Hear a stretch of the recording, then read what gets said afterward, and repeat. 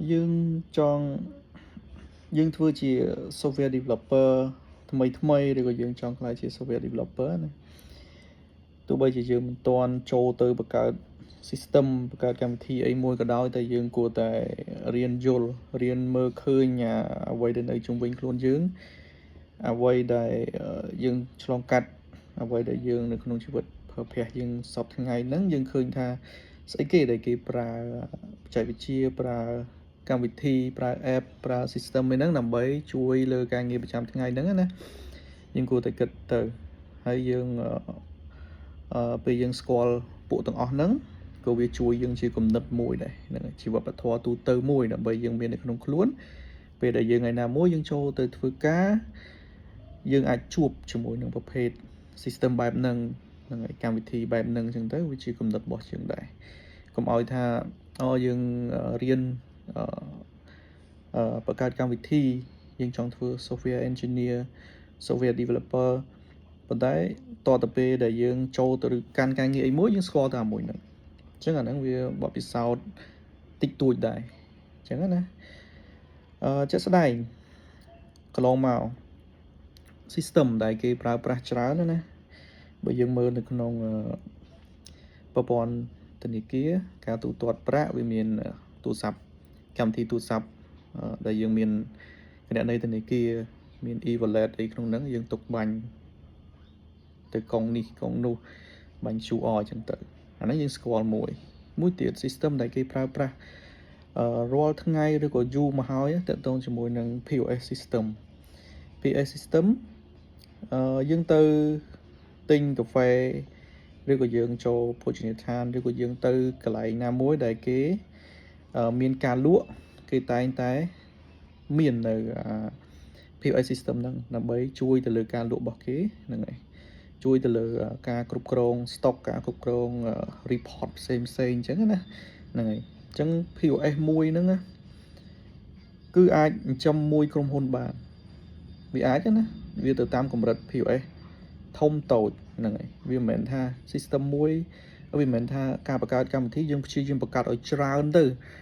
ក្រុមហ៊ុនមួយប្រហែលជាបង្កើតកម្មវិធីច្រើនដើម្បីក្រុមហ៊ុនមួយនឹងអាចរស់បានអាហ្នឹងវាមិនមែនអញ្ចឹងទេបើហេតុអីមកខ្ញុំលើកអាហ្នឹងខ្ញុំធ្លាប់និយាយលេងមួយមិត្តភក្តិខ្ញុំគេសួរគ្នាថារងថ្ងៃធ្វើអីគេខ្ញុំធ្វើ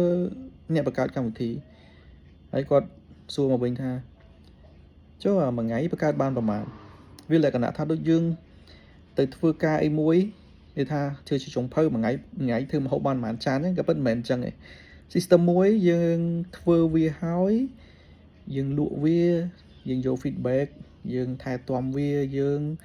improve វាបន្ថែមទៀតអញ្ចឹងណាអញ្ចឹងអាច system តែមួយទេឧទាហរណ៍ថា POS មួយយើងលក់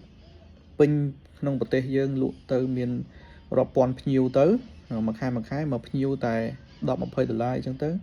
សួរថាចំណូលក៏វាបានច្រើនដែរមកចំមួយក្រុមហ៊ុនបានអញ្ចឹងណាអញ្ចឹង system ផ្សេងទៀតដូចជា system សម្រាប់ការគ្រប់គ្រង stock system សម្រាប់ខាងពេទ្យនិយាយទៅយើងគិតថាអ្វីដែលយើងមើលឃើញអ្វីដែលនៅជុំវិញខ្លួនយើងហ្នឹងឲ្យតែមានប្រតិបត្តិការគឺគេត្រូវការ store ទុកប្រតិបត្តិការទាំងអស់ហ្នឹងហើយគេទុក report គេទុកធ្វើ report គេទុកធ្វើ analyze ទុកអីចឹងទៅអញ្ចឹងយើងជា software developer យើងមុននឹងយើងទៅធ្វើការយើងគួរតែមានគំនិតទាំងអស់ហ្នឹងយើងគួរតែស្គាល់ខ្លះដើម្បីទុកជាគំនិតជាប់ខ្លួនទុកជាវប្បធម៌ទូទៅវាសំខាន់ខ្លាំងមែនទែនអានឹងនៅក្នុងការងារដែលខ្ញុំបានជួបណាយើងខ្វះវប្បធម៌ទូទៅពេលយើងចង់ធ្វើអីមួយគឺយើងត្រូវគិតយើងត្រូវរៀនពីអានឹងសិនប៉ុន្តែពេលដែលយើងធ្លាប់ធ្វើវាធ្លាប់ដឹងវាខ្លះហើយពេលដែលរឿងហ្នឹងវាយើងត្រូវដោះស្រាយរឿងមួយហ្នឹងគឺយើងអាចចាប់វាបានលឿនហ្នឹងហើយយើងអាចធ្វើវាបានលឿនជាងអ្នកដែលគេអត់បានចាប់អារម្មណ៍រឿងហ្នឹងអញ្ចឹងវាអត់ខាតទេយើងជាអ្នកអនាគតទៅបង្កើត system ឬក៏អ្នកកំពុងតែទើបតែចូលរៀនពី system ឲ្យបានច្រើនទៅ system ខ្លះគេប្រើទូទាំងពិភពលោកមកទីដូច system គ្រប់គ្រងសត្វថាគារហ្នឹងហើយ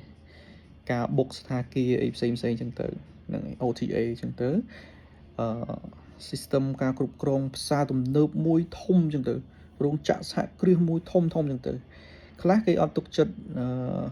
system នៅក្នុងស្រុកទេគេយក system ពីក្រៅស្រុកមកចឹងទៅដោយសារវាមានភាពល្បីល្បាញហើយនឹងមាន team support ចឹងយើងគួរតែយល់អាពួកទាំងអស់ហ្នឹងជាគំនិតមួយដើម្បីនៅក្នុងខ្លួនរបស់យើងអូខេនេះជា idea ខ្ញុំថាត្នេយើងអាចយកអានឹងមកដាក់នៅក្នុងខ្លួនខ្លះដើម្បី